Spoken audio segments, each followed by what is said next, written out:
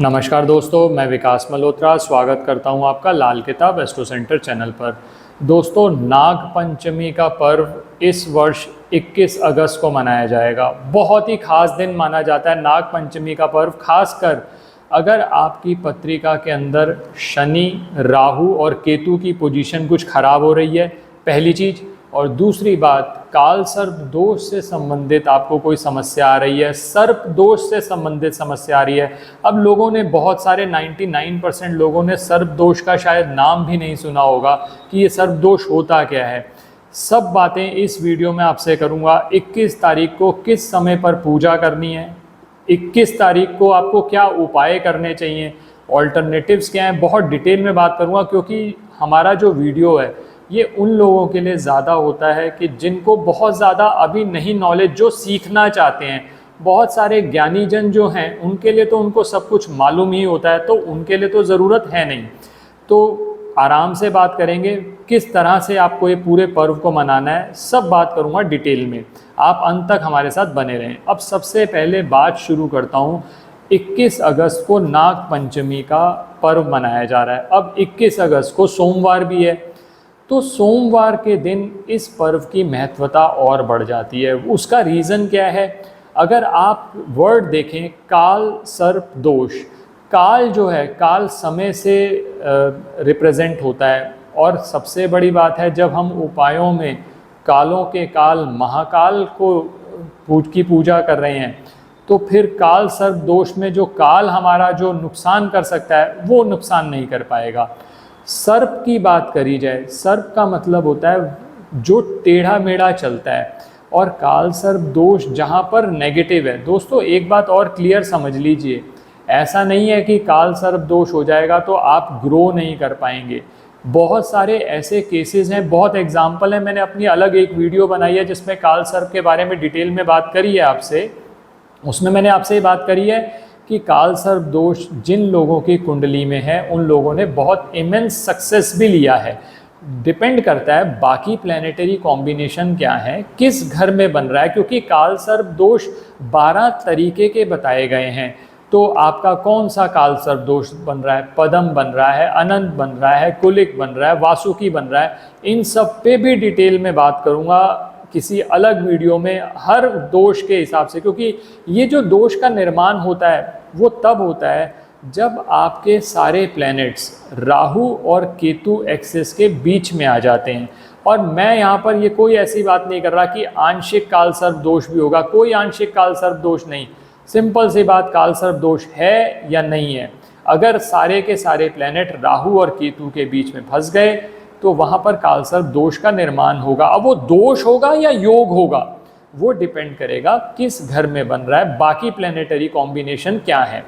तो अब बात करेंगे कि अब क्या उपाय किए जा सकते हैं, किस तरह से हमने उपाय करने हैं। सबसे पहले जो काल सर्प के उपाय आपने करने हैं उन पे बात कर रहा हूँ। और एक चीज़, इससे पहले कि मैं उपाय बात करूँ, एक और बात आपको बता दूँ। सर्प दोष की बहुत ज़्यादा महत्वता है। सर्प दोष तब निर्माण होता है जब आपकी कुंडली में राहु पंचम भाव में स्थित हो, तो उस सर्प दोष का निर्माण होता है। अब जब भी काल सर्प दोष की जो रेमेडीज करें तो उसमें सिर्फ राहु और केतु की रेमेडी नहीं होती, उसमें शनि की रेमेडी इंक्लूड करनी बहुत ज़रूरी है। क्योंकि शनि देव के एजेंट्स माने जाते हैं राहु और केतु। अगर शनि अच्छे नहीं है, राहु और केतु की जितनी मर्जी रेमेडीज कर लीजिए, क्योंकि ऑर्डर तो शनि देव से ही आना है।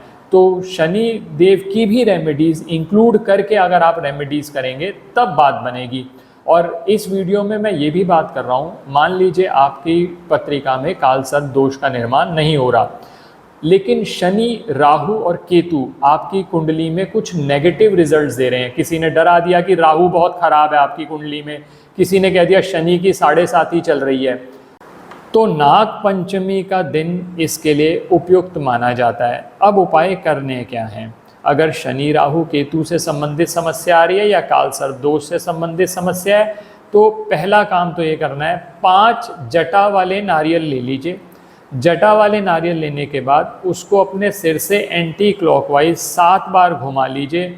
दो रास्ते हैं आपके पास, या तो उसको जल प्रवाह कर दीजिए या उसको मंदिर में दे दीजिए। पहला काम तो आपने ये करना है। दूसरा काम, आप एक काला सफ़ेद कंबल ले लीजिए। काला सफ़ेद कंबल का मतलब ये है कि एक ही कंबल में दोनों कलर होने चाहिए, काला और सफ़ेद, दो कलर का, क्योंकि दो रंगा जो कंबल होगा वो केतु से संबंधित है।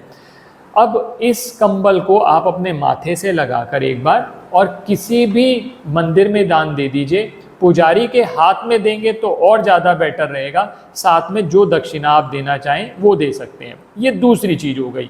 तीसरी चीज़ आपको क्या करना है, क्योंकि जैसा मैंने कहा कि शनि देव की कृपा पानी बहुत ज़रूरी है अगर हमने उपाय इफ़ेक्टिव रखने हैं। तो आप एक तो कौओं को फीड कर सकते हैं, कोई भी चीज़, चाहे पनीर फीड कर दीजिए, गांठिया दे दीजिए, चावल दे दीजिए, जो मर्जी दे दीजिए। ये अरग कौए नहीं मिलते या नहीं पॉसिबल हो पा रहा, तो जो कंस्ट्रक्शन वर्कर्स हैं, मजदूर हैं, उनको आप कोई भी चीज़ खिला सकते हैं। चाहे समोसा खिला दीजिए, पूड़ी आलू खिला दीजिए, अपनी सामर्थ्य के अनुसार जितनी क्वांटिटी में खिला सकते हैं वो खिला दीजिए। तो ये राहु केतु और शनि के तो उपाय हो गए। अब ये उपाय करने के साथ साथ जिनकी तो शनि राहु केतु की समस्या आ रही है वो ये 3 उपाय कर सकते हैं बस। अब लेकिन आपको में काल सर्प दोष भी है, तो आप चौथा काम ये करेंगे कि एक चांदी के नाग नागिन का जोड़ा ले लीजिए, अपने घर के आसपास किसी भी मंदिर में जाइए, उस मंदिर में शिवलिंग पर वो चांदी के नाग नागिन का जोड़ा इस तरह से चढ़ा दीजिए। भोले बाबा को प्रार्थना करिए कि आपके काल सर्प दोष संबंधित जो समस्याएं आपको आ रही हैं उनका निवारण हो।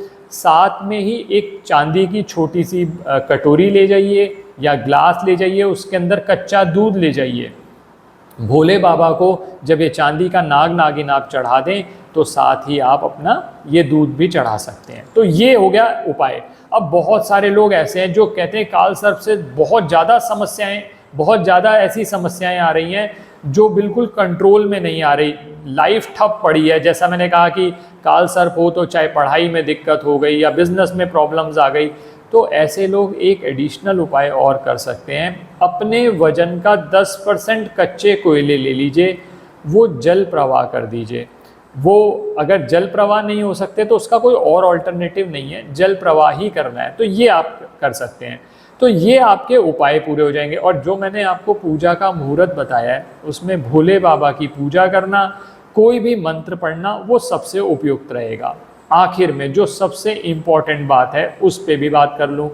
बहुत सारे लोग काल सर्प दोष की पूजा के चक्कर में या नाग पंचमी के चक्कर में सांपों को दूध पिलाते हैं। सांप दूध बेसिकली नहीं पीते, लेकिन होता यह है क्योंकि सपेरे इस लालच में कि नाग पंचमी पे हर कोई दूध पिलाना चाहेगा, आशीर्वाद नाग देवता का लेने के लिए उनको कई दिनों तक भूखा रखते हैं।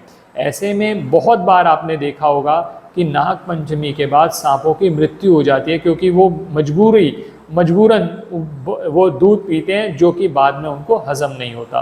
तो मैं आपको ये सजेस्ट करना चाहूँगा कि दूध पिलाने से बचें। अगर आपको पिलाना ही है तो पानी पिला सकते हैं, किसी सर्प को मुक्त करके आप छोड़ सकते हैं जंगल में, वो भी उपाय हो सकता है। इसके अलावा आप पूजा में ध्यान दें, पूजा कर लें, आपके सारे काल सर्प दोष संबंधित जो समस्याएं आ रही हैं उसका निवारण हो जाएगा। आशा करता हूं दोस्तों वीडियो पसंद आया होगा। अगर वीडियो पसंद आया तो लाइक करें, बाकी लोगों के साथ भी शेयर करें।